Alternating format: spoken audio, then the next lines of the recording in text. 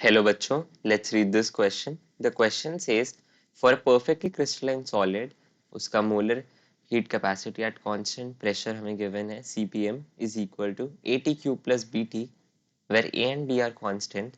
If CPm is 0.40 joule per Kelvin mole at 10 Kelvin and 0.92 joule per Kelvin mole at 20 Kelvin, then molar entropy at 20 Kelvin is। तो इस question के अंदर हमें एक perfectly crystalline solid दे रखा है और हमें उस सॉलिड का जो molar heat capacity at constant pressure है वो as a function of temperature दे रखा है where CPM is equal to A T cube plus B T और ए और बी कॉन्स्टेंट है इस इक्वेशन में। फिर उसके बाद हमें दे रखी है सीपीएम की वैल्यू एट दो पर्टिकुलर टेम्परेचर्स और हमसे मांगा गया है मोलर एंट्रोपी एट 20 केल्विन। की कॉन्सेप्ट, तो सबसे पहले की कॉन्सेप्ट हमारे पास जो इक्वेशन दे रखी है हम उसका यूज करेंगे। C P M is equal to A T cube plus B T और हमारे पास दो पर्टिकुलर वैल्यूज दे रखे हैं टू टेम्परेचर्स। तो हम इसे two equation two variable method से सॉल्व करेंगे। तो हमारी जो पहली इक्वेशन बन जाएगी वो बनेगी 0.40।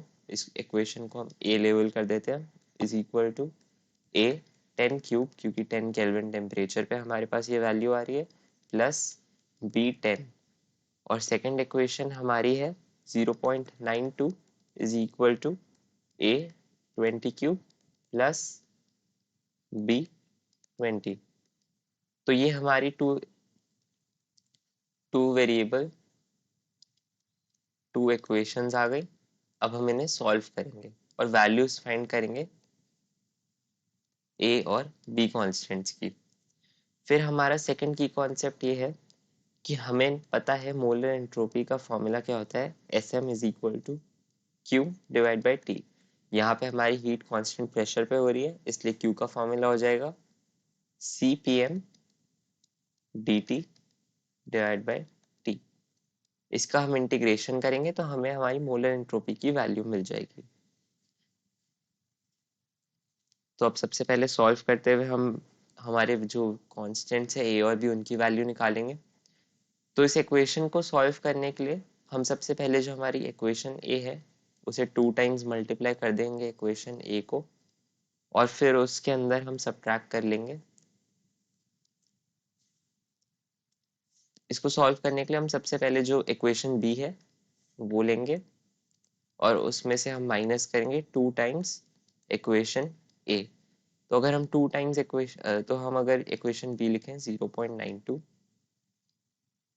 Is equal to A 20 cube plus B 20 और इसमें से हम माइनस कर दे 2 मल्टीप्लाइड बाय 0.40 हो जाएगा 0.80 is equal to two times a 10 cube plus b multiplied by 2 into 10 जो कि 20 हो जाएगा। तो यहाँ पे हमारी ये साइन यहाँ पे हमने माइनस करा है, इक्वेशंस हम माइनस करें तो यहाँ भी साइन माइनस हो जाएगा और हमारा ये वाला साइन भी माइनस हो जाएगा। तो अब सिंपली इन इक्वेशंस को हम सॉल्व करेंगे तो यहाँ पे हमारे को वैल्यू ऑब्टेन होगी 0.12 इज इक्वल टू 6000 ए और बी 20 कैंसिल आउट हो जाएगा जहाँ से हम ए की वैल्यू निकाल सकते हैं सॉल्व करने पे 2 इंटू 10⁻⁻5। अब इसके बाद नेक्स्ट स्टेप में हम बी की वैल्यू निकालने के लिए इस ए की वैल्यू को हम सब्सटीट्यूट कर देंगे हमारी वन ऑफ द इक्वेशंस में। तो 0.40 is equal to 1000 multiplied by A की वैल्यू जो कि 2 इंटू 10⁻⁻5 आई थी प्लस 10 मल्टीप्लाइड बाय बी। तो 10b की वैल्यू हो जाएगी यहाँ पे 0.40 minus 0.02 which is equal to 0.38 और b की वैल्यू ऐसे हम फाइंड कर सकते हैं 0.38 डिवाइड बाई 10 जो कि हो जाएगा 0.038। तो हमारे पास a और b दोनों की वैल्यूज अब आ चुकी है। a की वैल्यू हमने यहाँ पे निकाल ली है और b की वैल्यू यहाँ पे हमने निकाल ली है। थर्ड स्टेप के अंदर हमारे पास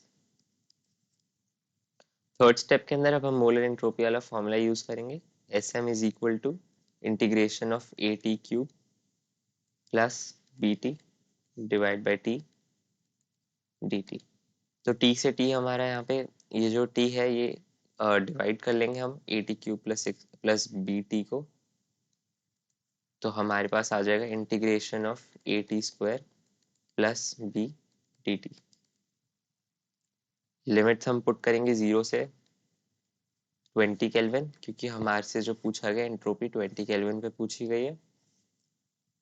तो फाइनली इसको जब हम सॉल्व करेंगे तो यहाँ पे हमको मिलेगा AT2 cube minus T1 cube divided by 3 plus BT2 minus T1।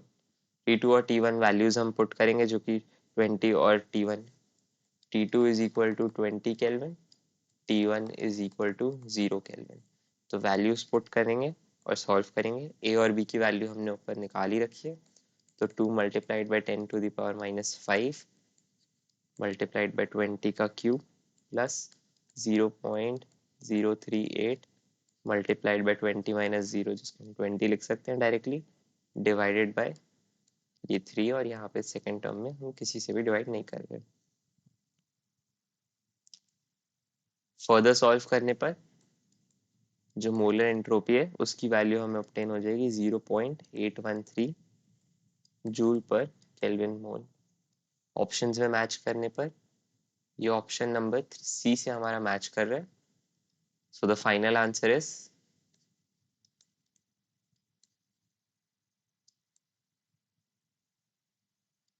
molar entropy, that is SM, at 20 Kelvin is equal to 0.813 joule per Kelvin.